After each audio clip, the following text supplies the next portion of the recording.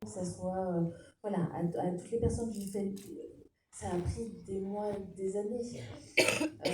Bon, après, je me suis arrêtée, mais ça a pris, oui, oui, beaucoup de temps pour le faire. Et ça s'est jamais arrêté, en fait. Même sur le tournage, il y avait des personnes concernées qui disaient: ah non, moi je dirais pas ça, non, il faut pas dire ça, oui. Et c'était parfois au mot près, et puis selon les personnes aussi qui interprétaient le rôle, et qui disaient: voilà, moi je le dirais pas comme ça, j'utiliserais ce mot. Ah, oui, oui, oui, bien sûr. Donc voilà. La comédienne, évidemment, c'est la première, disons, concernée. Comment est-ce qu'elle a appréhendé son travail là-dessus? Est-ce qu'elle a cherché à rencontrer des personnes souffrant de troubles autistiques? Comment ça s'est passé? Oui, bien sûr, bien sûr, elle pensait ne rien y connaître. Euh, et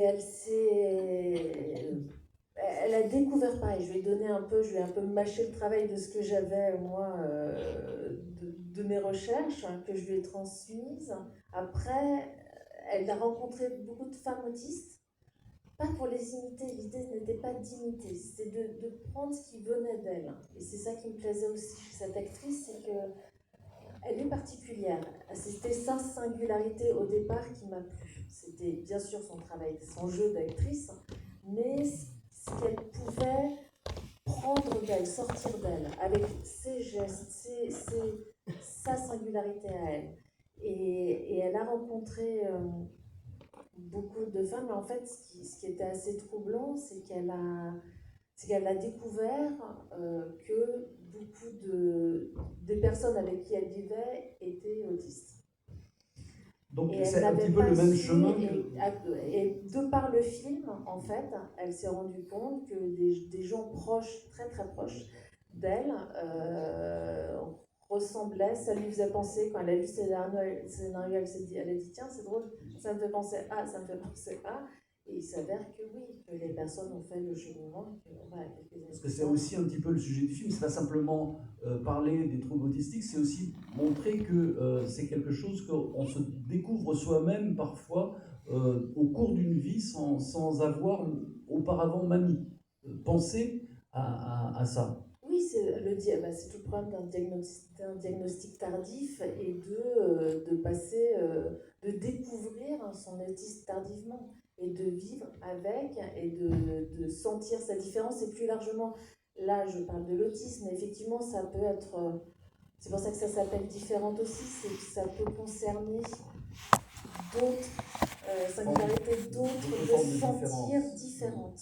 Voilà, de ne pas rentrer dans les codes. Qu'est-ce que c'est quand on ne rentre pas dans les codes? Qu'est-ce que c'est une histoire amoureuse quand on ne rentre pas dans les codes?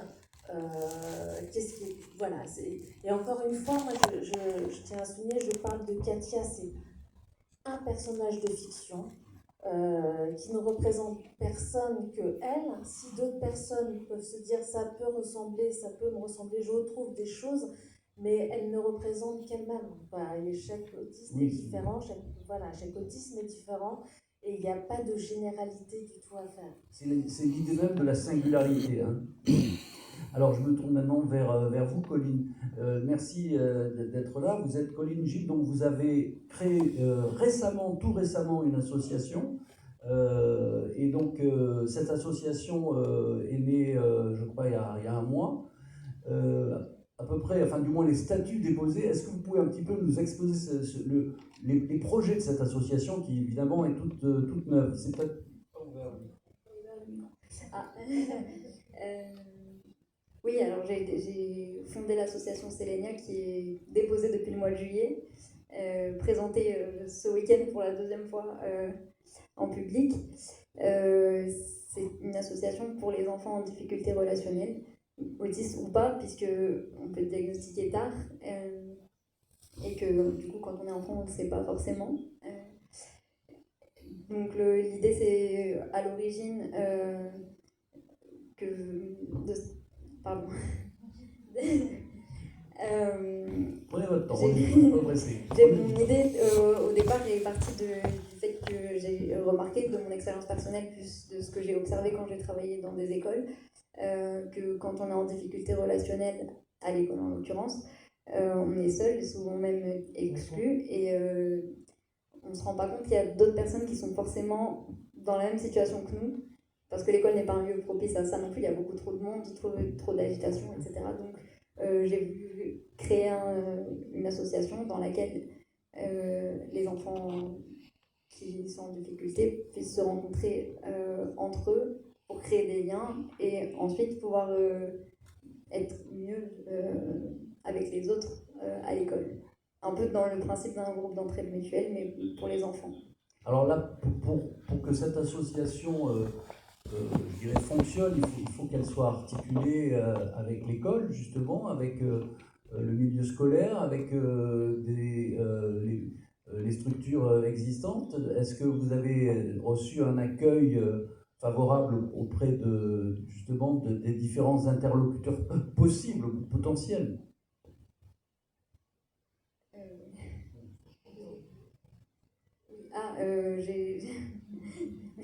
Pardon, c'est un collaborateur qui fait la traduction de la question. Oui, ce week-end, j'ai rencontré beaucoup de professeurs des écoles, notamment, qui ont trouvé le projet génial. Donc, en fait, pendant le festival? Oui, c'était la deuxième fois que je présentais l'association publiquement, donc avant, personne n'était au courant de ce que je préparais. Maintenant, oui, ce week-end, j'ai rencontré essentiellement des gens qui sont ravis de ce projet. Pour l'instant, on n'a pas d'adhérence, ça démarre tout juste. Oui, bien sûr. On verra. J'espère que ça pourra aider des personnes. Alors, vous pouvez parler aussi du GEMA 06. Je peux également parler du GEMA 06, tout à fait. Donc, je suis administratrice du GEMA 06, qui est donc le groupe d'entraide mutuelle autisme de Nice. Donc c'est une association pour les personnes autistes adultes autonomes pour pouvoir se rencontrer et créer des liens, rompre l'isolement social dont on peut être victime. Et au GEMA 06, donc on fait des activités, etc. Et on fait également des interventions de sensibilisation à beaucoup d'endroits. Là, ça fait 6 mois que j'interviens à beaucoup d'endroits avec Alexis, notamment à la fac, également auprès de professeurs des écoles. On a fait une intervention pour la police municipale de Nice. Prochainement, on va intervenir auprès d'auxiliaires de vie.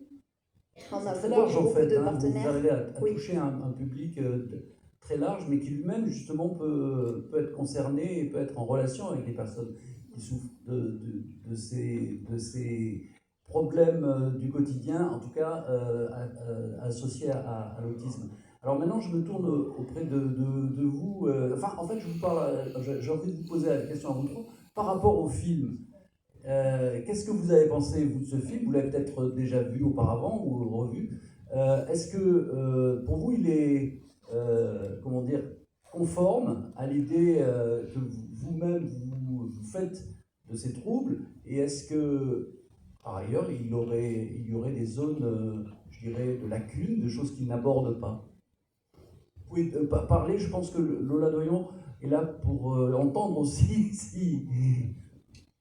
Alors moi j'ai trouvé que le film était... Alors du coup moi je suis coordinateur du groupe d'entraide mutuelle autiste de Nice, donc pour le coup je côtoie beaucoup de personnes autistes et j'ai trouvé que le film était vraiment pertinent et donnait un vrai visage réaliste à ce qu'était l'autisme, féminin ou pas, mais à ce qu'était l'autisme tout court. J'ai trouvé que le film était très bien fait, touchant, j'étais content que ça finisse de cette manière aussi. Oui, c'est une success story un peu, hein. Alors dans la réalité, c'est pas toujours comme ça, parce que dans la réalité, la prise en charge en France des personnes autistes est loin d'être facile. L'accompagnement est pas terrible, l'accès au diagnostic est loin d'être efficace aussi. Et du coup, par contre, je trouve que le film montre une réalité quand même de ce qu'est l'autisme, à mon niveau. En tant que professionnel, moi j'ai trouvé que c'était super. Par exemple, dans le film, Katia arrive facilement, d'après vous, à être diagnostiquée par rapport à ce qu'on vit dans la réalité? Oui. Non, mais ce sont des questions, comme le disait Lola tout à l'heure, c'est une fiction, et la fiction, elle est là pour raconter les choses et pour que l'histoire avance.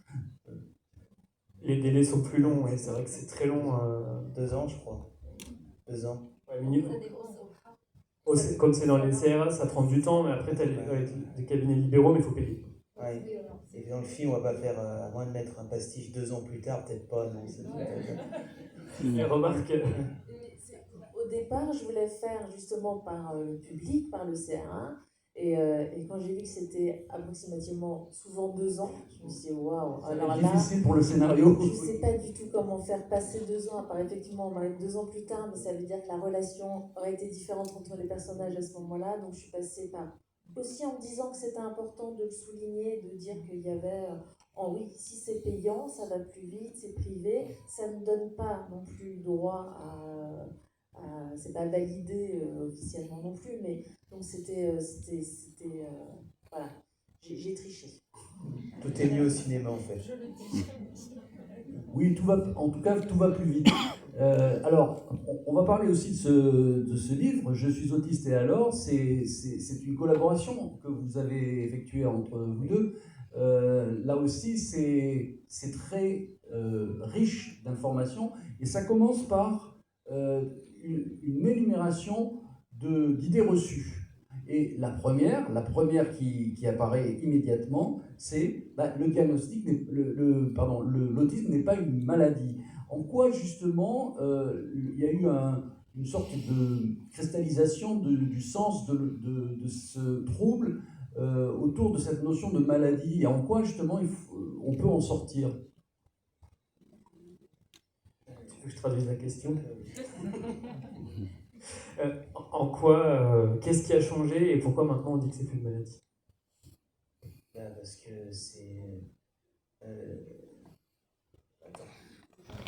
Non, c'est pas une maladie. C'est un trouble de C'est un neurodéveloppement. trouble de neurodéveloppement, quoi. C'est pas une maladie, c'est pas tu l'attrapes pas, c'est pas contagieux, tu nais comme ça, quoi, c'est tout. Il faut faire avec et aider la personne à bien s'intégrer derrière, quoi, c'est tout. C'est pas facile, mais voilà, déjà c'est mieux ça que non dire qu'elle est malade et forcer la personne à prendre des médicaments ou à faire des méthodes, je sais pas, en espérant que des méthodes bizarres, en espérant que ça marche, que ça guérisse, quoi. Non, mais c'est pas. Alors, justement, ce qui est intéressant, c'est très agréable à lire aussi, parce que c'est une forme de bande dessinée, du moins il y a un mélange de texte et de dessin. Ça s'adresse à un public très large. Les enfants peuvent lire ce livre, du moins à partir d'un certain âge. C'est l'idée, au départ. Oui, que le livre soit accessible au plus grand nombre, oui. Les plus petits peuvent. Pour les plus petits, ce serait plus les parents qui les relisent aux plus petits.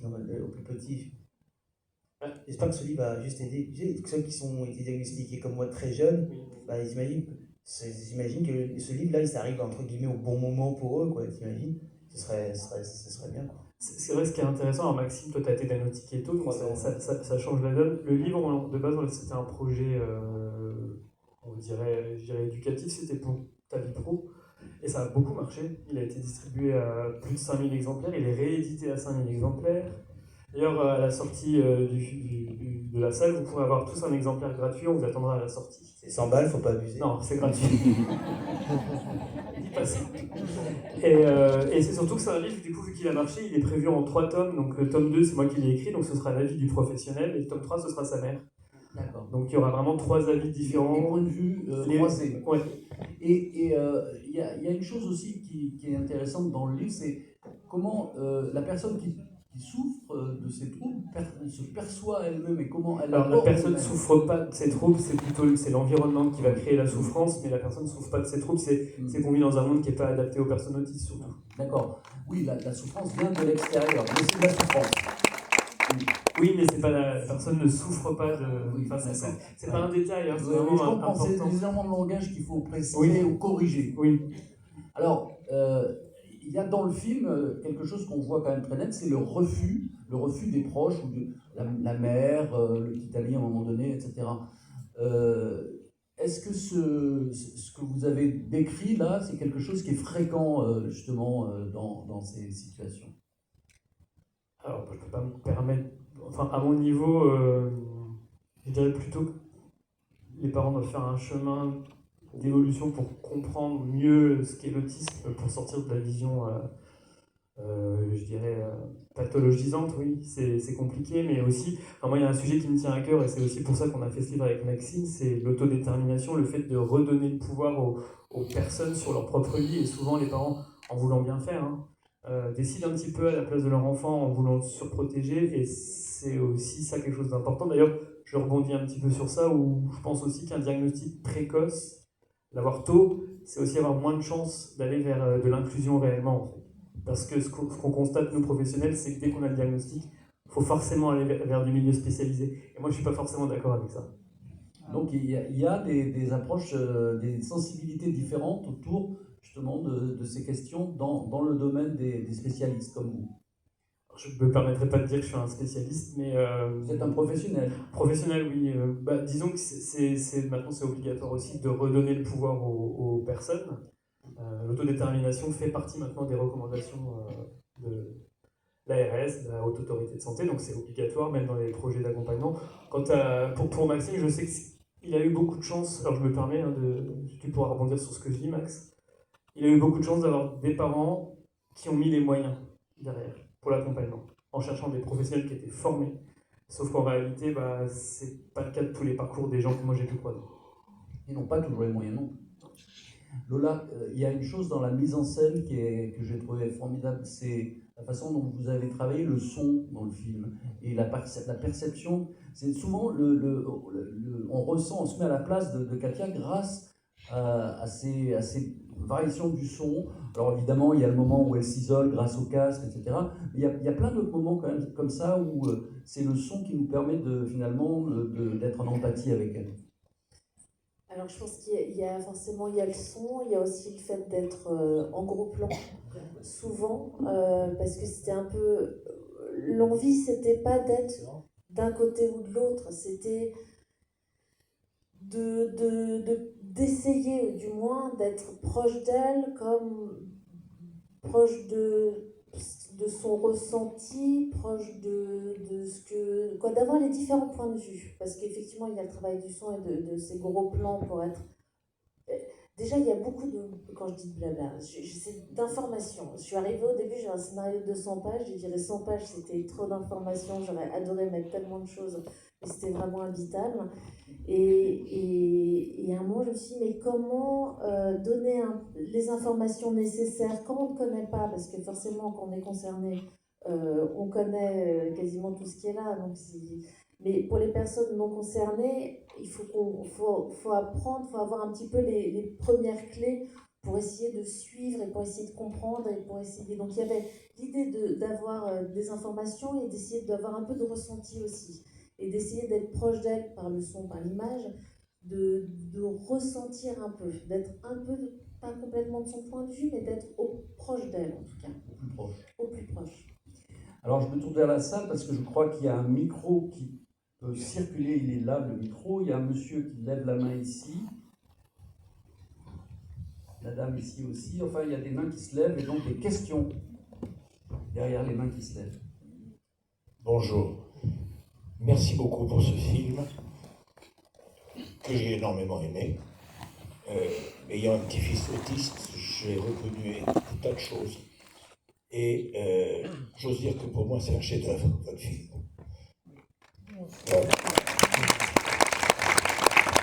Maintenant, le titre Différente, je ne sais pas qui l'a choisi, si c'est vous, mais il est fabuleux parce que il décrit en fait un monde de l'altérité, ce qui est autre. Car en fait, nous sommes entourés de gens qui sont autres que nous. Et c'est un film sur l'altérité. Et j'ai beaucoup aimé cela et je suis attaché aux questions de vocabulaire, et en particulier quand on entend des mots comme incapable, déficient, des tas de mots qui commencent par des préfixes négatifs.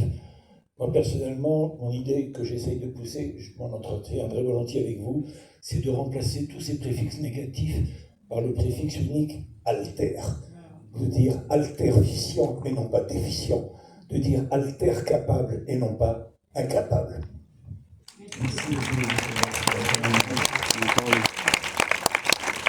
Une autre question ou réaction, mademoiselle ici, peut-être.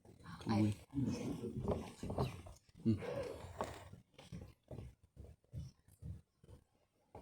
Bonjour. Du coup, merci pour ce film que j'ai vu 2 fois. Donc, je suis ravie de vous avoir ici pour échanger. Et bravo à vos collaborateurs et toutes ces personnes qui témoignent aussi de ce qu'elles vivent. J'avais une question, moi, c'était plutôt sur la stigmatisation et l'acceptation aussi de l'autisme dans la société. Donc, votre œuvre cinématographique concourt justement à casser les clichés. Et la BD de Maxime également. Mais comme l'évoquait Colline, il y a beaucoup d'harcèlement, d'isolement. Et moi, je me demandais assez naïvement, qu'est-ce qui manque pour améliorer la compréhension de ce qu'est l'autisme dans toute sa diversité, parce que c'est un spectre, c'est très très large et il y a plusieurs façons d'être autiste. Et voilà, qu'est-ce qu'on peut faire à l'école, qu'est-ce qu'on peut faire en tant que parent, qu'est-ce qu'on peut faire en tant qu'ami pour mieux comprendre et aider et mieux entraider, voilà, s'entraider entre nous. Merci. Merci. Alors, moi, je peux dire un mini truc, c'est que l'école, c'est tellement énorme tout ce qu'il y a à faire. Il y a tellement de chemin, tellement de travail, mais dans toutes les institutions, à tous les niveaux. Moi, ce qui, déjà juste, c'est anecdotique, mais faire ce film m'a ouvert les yeux, m'a permis d'ouvrir un monde, m'a permis d'ouvrir, de faire des rencontres que je n'aurais pas fait, je crois, avant, parce que je ne connaissais pas. C'est pas une question de peur, c'est une question de pas savoir comment agir, de pas savoir, de la peur de soi-même, en fait, vis-à-vis de l'autre. Et tout d'un coup, de se dire, mais si un mini-éveil, je pense que le mini-éveil que tout le monde doit avoir, qui a ce fameux pas de côté, ce fameux pour se rencontrer peut-être un peu plus. Cette mini-chose, si tout le monde le faisait, ce serait, je pense, une rencontre folle entre les gens. Et en tout cas, moi, à mon niveau, je dirais que c'est cette petite chose qu'on peut tous faire un petit peu plus. Voilà. Je pense enfin, moi, si je peux ajouter, je pense vraiment sensibiliser, mais beaucoup, et autrement que par des clichés, d'où l'intérêt du travail qu'on a fait avec Maxime. Nous, on s'était dit vraiment, on veut casser tous les préjugés autour de l'autisme. C'est pour ça qu'il est distribué gratuitement aussi. Ce qui a permis, je sais que beaucoup d'écoles l'ont commandé, beaucoup d'enseignants s'en servent comme outil pédagogique.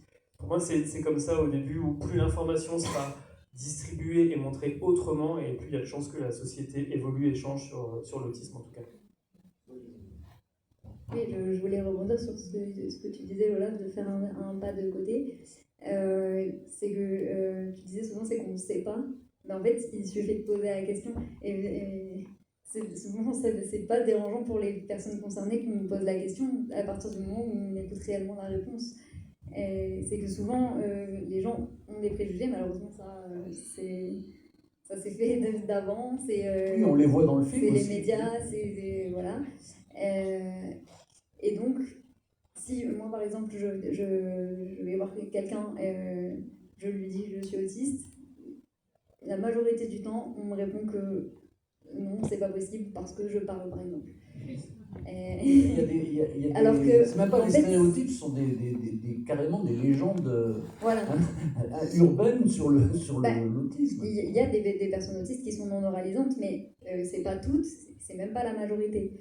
Et donc en fait le pas de côté qu'il faudrait faire, c'est que si je vais dire à quelqu'un je suis autiste, c'est qu'il pose des questions. Ah bon, alors ça veut dire quoi, ça reflète comment tu le vis, qu'est-ce que tu vis en fait finalement, plutôt que de croire qu'il sait, parce qu'il a vu un film, parce que j'ai vu quelqu'un sur mon stand hier qui me disait qu'il savait parce qu'il avait vu un reportage. Faut se méfier des reportages parfois. Oui, ouais, tu sais pas avec un reportage non plus. Donc voilà, c'est ça aussi pour moi faire un pas de côté. Pardon, dans le pas de côté, je dis on a le droit de dire des bêtises, on a le droit de se planter. C'est comme ça. Moi, je crois qu'au début du film, j'ai dû dire un nombre de conneries, mais j'ai honte quand j'y repense. Mais les personnes concernées m'ont repris en me disant voilà, on ne dit pas, on ne souffre pas, ce n'est pas une maladie, on n'est pas atteint de. Non, mais oui, mais c'est normal de se tromper, de ne pas avoir peur de se tromper, parce que on l'écoute, on se replante encore une deuxième fois, on le redit, on dit pardon, je sais qu'il ne faut pas que je dise ça, et à un moment ça rentre, et à un moment, oui, voilà, on apprend, et il ne faut pas avoir peur d'apprendre, pas avoir peur de se tromper, d'apprendre et de s'ouvrir un peu en disant des bêtises. Et je pense que quand c'est fait d'une façon assez bienveillante, personne ne sera, personne ne sera atteint. Et je pense que voilà, vous pouvez nous apprendre. Une autre question. Oui, bonjour, messieurs, dames. Merci beaucoup pour ce film qui est très touchant, très émouvant. Là, d'ailleurs, je suis moi-même très ému. Je voudrais simplement témoigner par rapport à la différence. Parce que, eh bien, pour ma part, je suis un hypersensible. Je suis également, je pense, TDAH, un trouble de l'attention. Et j'ai également un trouble anxieux, j'ai fait des dépressions nerveuses. Alors, en fait, il y a le handicap visible. Par exemple, quand quelqu'un boite, on va forcément le voir et avoir de la compassion. Et bien sûr, c'est normal, et tant mieux. Mais il y a le handicap, ou plutôt la différence, disons, qui ne se voit pas. En fait, quand on est en dépression, on peut entendre des mots comme « Ah, tu devrais te bouger et ça va passer ». On peut, quand on est anxieux, c'est « Ah, tu nous saoules avec tes angoisses, tes conneries ». En fait, on a débranché, qu'on ne le fait pas exprès parce qu'on a un trouble de l'attention, on peut entendre des choses comme ah bah t'as encore rien écouté, voilà. Et je veux dire par là, voilà, tout un tas de choses que j'ai vécues. Quand on est hypersensible, on peut se faire harceler. Moi, j'ai subi le harcèlement scolaire toute ma scolarité. Et je m'en suis relevé, j'ai fait de ces différences-là une force.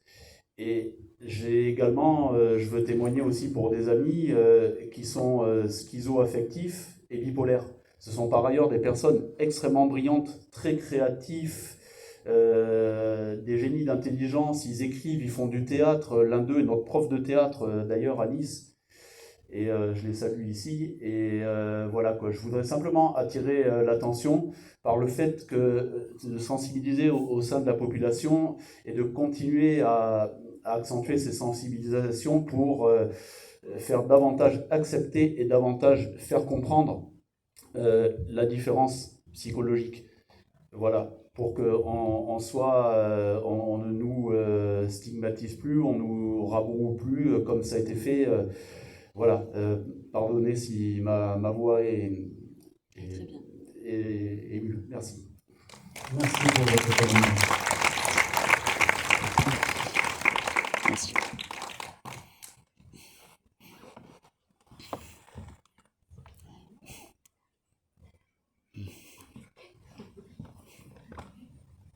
Bonjour, merci pour ce film d'utilité publique.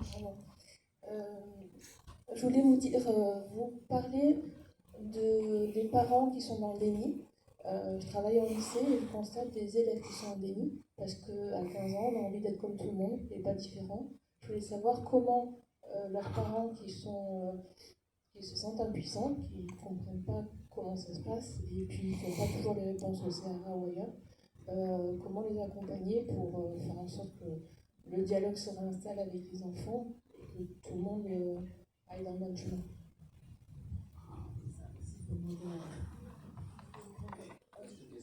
Je dirais qu'il faudrait dédramatiser déjà. Je pense que c'est pour ça effectivement ce film est d'utilité publique. Je suis d'accord aussi parce qu'en médiatisant et dédramatisant l'autisme, peut-être que les jeunes le vivraient plus facilement aussi. Surtout à l'adolescence qui est une période compliquée en plus, déjà pour tout le monde. Et je suis d'accord, je rebondis. Sur le film, il y avait un stagiaire mise en scène qui était autiste. Et donc, la première fois que je l'appelle par visio, on se fait une visio, et je lui ai dit voilà, est-ce qu'il y a des choses qu'on doit savoir pour sur le tournage, des choses compliquées, dis-nous. Voilà. Il me dit non, je suis dans le déni de mon autisme. Mais bon, ça va. ok, j'entends, mais même en tant que personne, alors sans personne autiste, en tant que personne, il faut que tu fasses attention à des choses qui... Voilà, je pense qu'il ne faut pas...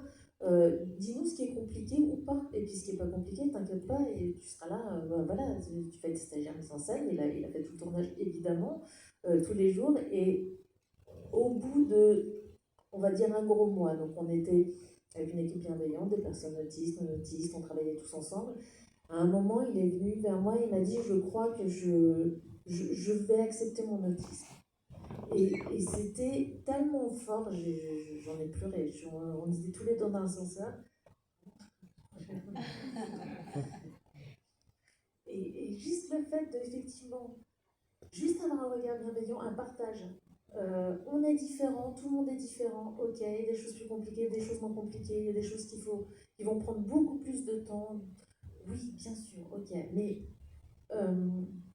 effectivement, juste en parler, partager un tout petit peu plus, ça change beaucoup. Le film m'a touché avant même de sortir, finalement. Sur le tournage. Sur le tournage, ça a été fou parce qu'on a travaillé ensemble. Voilà. Donc, j'étais juste une équipe qui n'était pas forcément, qui ne connaissait pas forcément l'autisme. Il y avait quelques personnes, mais on a travaillé ensemble. C'est juste, on a collaboré, on a travaillé, on a échangé, on a fait des scènes ensemble. En tout cas, avec le stagiaire était là tout le temps. À l'association, on a trouvé une méthode, même pour la partie associée à GEM, justement. La scène du GEM, c'était des personnes du GEM de Nantes. Et je me suis dit, voilà, on ne peut pas, en fait, juste faire comme si de rien n'était et se dire, ils vont venir, ils vont tourner, on va mettre nos lumières, nos trucs, comme si c'était OK. Non, il fallait qu'on partage. Et en fait, il y a un des garçons qui m'a dit, moi, le bruit le pire au monde, pour moi, c'est le bruit des chaussettes contre la moquette. On en rigole avec lui, etc. J'arrive sur le décor qu'on a choisi, il y a de la moquette. Les personnes au son, souvent pour ne pas faire de bruit, enlèvent leurs chaussures, elles sont en chaussettes. Et là, je me suis dit, waouh, en fait, on peut vivre un drame pour un truc qui paraît anodin. Si on ne se parle pas, ça peut être catastrophique. Donc, le week-end, on s'est vu, j'ai demandé au chef de poste de venir avec les personnes qui allaient tourner, avec les personnes du GEM, les personnes autistes qui allaient tourner. Et on a juste échangé sur ce qui était possible, pas possible, ce que chacun acceptait, n'acceptait pas. Maquillage, est-ce que accepte de se faire toucher ou de mettre des scotch pour le son sur la peau ou non, changer. C'était juste un échange, c'était pas un jugement, c'était qu'est-ce qui était ok ou non, et qu'est-ce qui était possible. On allait avoir des caméras, on allait mettre de la lumière, quelle sorte de lumière, des LED c'était ok, pas trop fort, et qu'on se permette de se dire quand il y a un moment c'était trop fort ou pas, de se le dire juste simplement. Et voilà, et oui, ça demandait 3 heures en amont de discussion, d'échanger, mais c'était juste tellement fluide et tellement simple pour tout le monde derrière. Et ça, c'était juste important. Une question. Madame. Oui. Bonjour, merci beaucoup pour ce superbe film, très émouvant. Vraiment, j'ai été très touchée. Et merci aux autres participants pour toutes ces initiatives qui sont hyper importantes. Et voilà, moi, j'ai un neveu qui est autiste, qui a été diagnostiqué à l'âge de 3 ans. Il a maintenant 24 ans. Donc, du coup, c'est arrivé un peu comme un coup de massue dans la famille et on s'est tous intéressés au sujet. Et voilà, donc on a appris des choses, on a appris aussi qu'on suspecte aussi qu'il y a d'autres personnes dans la famille qui sont dans ce cas-là. Donc j'ai un peu un regard, voilà, je connais bien mon neveu, donc j'ai au moins son exemple. Et là, j'ai une question très précise qui concerne le monde professionnel. Voilà, moi j'ai un collègue, je suspecte fortement qu'il a un trouble. Mais alors, dans le milieu du travail, c'est très compliqué parce qu'il y a des problématiques d'intimité, de vie privée, de harcèlement, de tout ça. Donc, on ne peut pas parler de tout comme ça. Et je pense qu'il est dans l'épuisement qu'on voit dans le film, l'épuisement à essayer d'être comme tout le monde. Et j'ai l'impression que c'est très dur pour lui.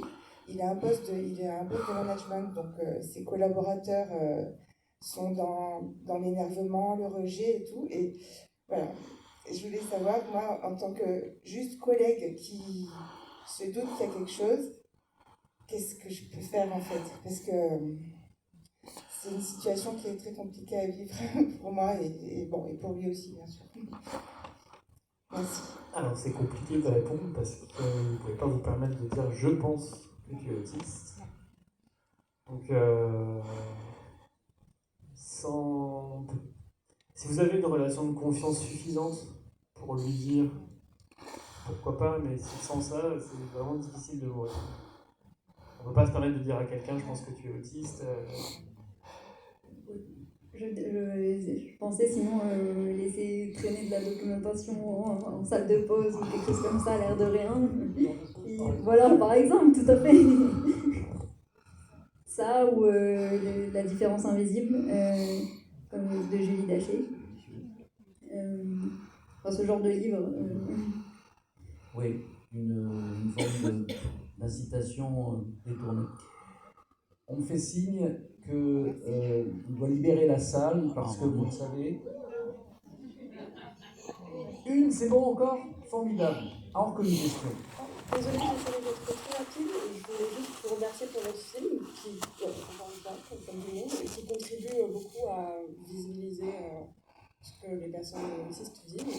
Et je voulais juste dire un petit mot sur l'autodiagnostic. Enfin, il y a beaucoup de gens qui s'autodiagnostiquent comme étant autistes parce que du coup, c'est très difficile de trouver un professionnel qui nous diagnostique. Mais en fait, du coup, c'est aussi très compliqué parce qu'il y a des gens qui s'autoproclament autistes alors qu'ils ne le sont pas du tout, où ils ont d'autres affections qui nécessitent, qui méritent aussi de l'attention, mais qui ne sont pas autistes. Et du coup, je trouve que ça contribue, du coup, il y a certains comportements ou certaines réactions qui contribuent à véhiculer des stéréotypes sur les personnes autistes, etc. Et donc, du coup, je trouve que c'est un vrai problème et qu'il faudrait vraiment accélérer ce truc-là. Et en même temps, je suis d'accord avec ce que vous disiez tout à l'heure sur le fait que quand on diagnostique trop tôt, c'est aussi compliqué parce qu'on oriente directement les enfants vers des structures, etc. Et donc, du coup, en fait, ça les rend différents tout de suite et ça les isole et marginalise en quelque sorte. Moi, j'ai été diagnostiquée très jeune, en CM1, parce que mon professeur était autiste lui-même, donc il a su reconnaître les symptômes chez moi, ce qui est très rare chez les femmes d'ailleurs, mais j'ai eu de la chance, entre guillemets, dans mon malheur, parce que mes parents n'ont pas du tout accepté mon autisme, et donc, du coup, on n'a rien fait. On fait comme si je n'avais rien. Et donc, du coup, ça m'a permis de grandir à peu près normalement, avec d'autres camarades, etc. Et donc, on me traite comme si je n'avais rien, mais en même temps, ça a j'ai énormément manqué d'accompagnement dans ma scolarité, dans ma vie de tous les jours, etc. Et je voulais juste poser une question sur, du coup, en fait, c'est un trouble qui est assez solitaire et qui est assez singulier. Et du coup, je me demandais quelles actions des associations pourraient porter sur ce trouble-là, parce que moi, à partir du moment où je sais mes symptômes et que j'essaye de les gérer dans la vie de tous les jours, j'ai du mal à comprendre comment les institutions, etc., peuvent aider les personnes avec un trouble, à part en essayant de normaliser le trouble. Je pense qu'il faudrait intégrer les personnes autistes aux décisions concernant l'autisme, ce qui n'est pas fait du tout. Et je pense que si c'était vraiment fait, et même, du coup je suis quelqu'un qui prône la pérénance, parce que je vois que ça a des effets, mais s'il y avait des personnes autistes qui même allaient former des professionnels, peut-être que les professionnels iraient moins orienter les enfants autistes vers des dispositifs spécialisés et feraient tout pour maintenir en inclusion réellement. Je pense que c'est ce qui manque à l'heure actuelle. Enfin, ça, c'est un avis, mais je pense qu'inclure les personnes autistes aux politiques les concernant officiellement, ce serait peut-être pas mal. Commencez par eux, quoi. Bien, c'est le moment de vous remercier tous et toutes pour la présence, l'échange et évidemment tout l'espoir que le film donne pour que ça avance et qu'on arrive à des choses encore plus performantes. Merci pour tout ce que vous faites et merci au public.